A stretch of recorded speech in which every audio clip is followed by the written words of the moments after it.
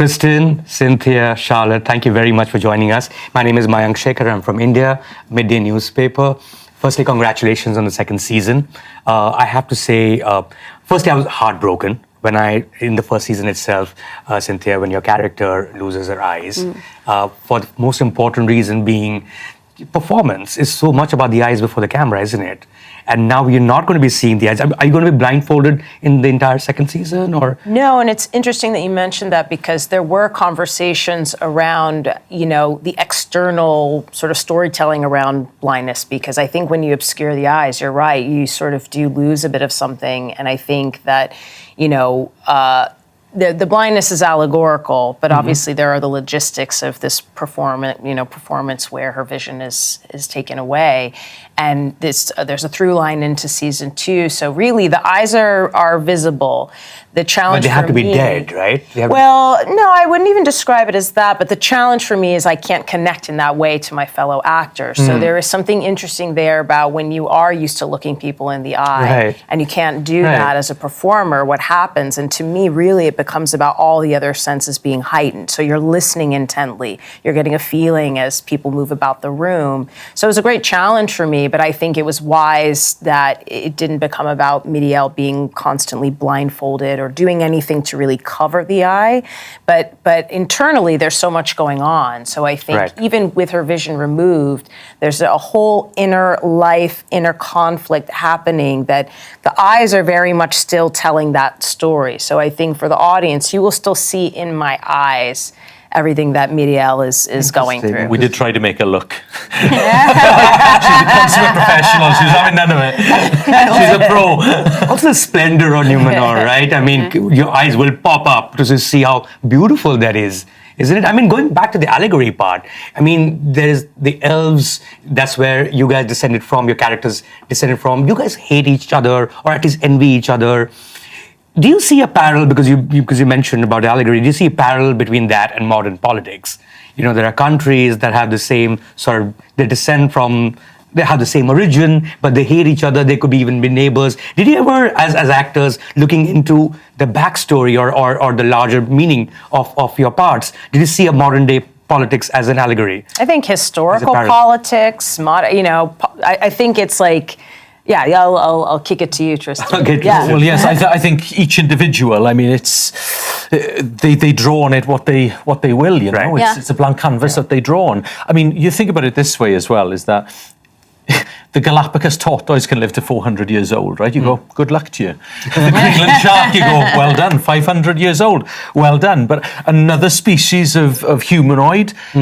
Being immortal, I mean, how does that make you feel? That's got to be galling, isn't it? So that really has to make you feel like a second-class citizen. So you add that onto, whatever you want with politics or whatever link you make to that, and it's going to drive hell in you, I think. So I think we're all free to make whatever point we want. Is that something you thought of, Charlotte? I all the time, because I don't think I always know, and I always read about the fact that Tolkien didn't want it to talk about a specific country, a specific war.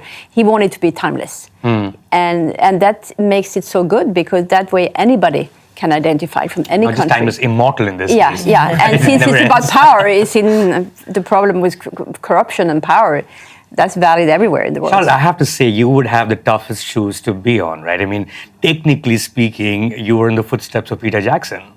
I mean, that would have been really like an overwhelming thing for you to sort of helm, because that's really where you're going. Yeah, but we're not making the same stories in a way. We're doing the Second Age with thousands of years before. I loved Peter Jackson's films. I'm a big fan, and I've seen them all many times.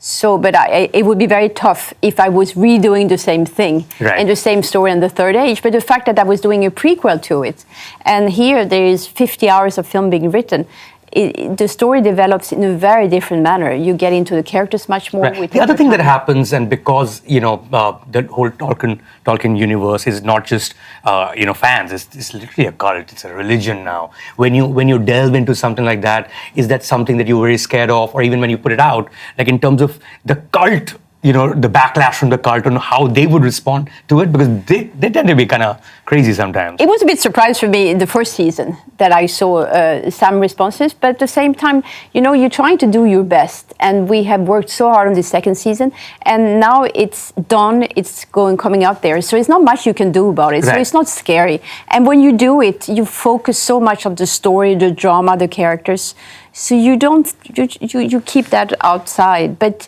I feel outside of you, but I always feel that you are unconsciously, you always pay attention to things that are being said. Did you ever get a call from Peter Jackson? Did you ever connect with him? No, never.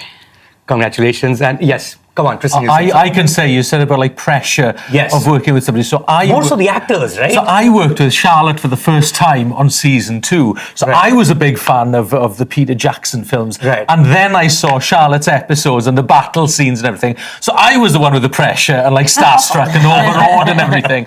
So yes, it was a huge honor for me. So I was I was a fan of Charlotte's as well as Peter Jackson's going on to set and stuff. So yeah, it was incredible.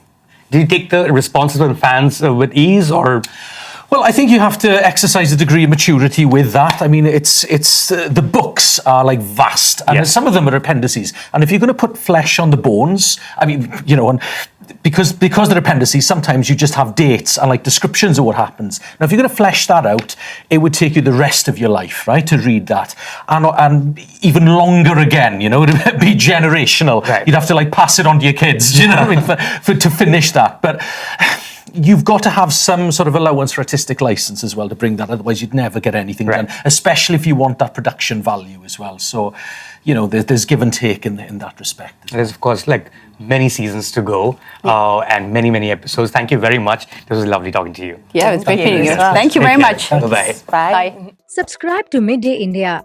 Get direct notifications on all our videos by clicking on the bell icon.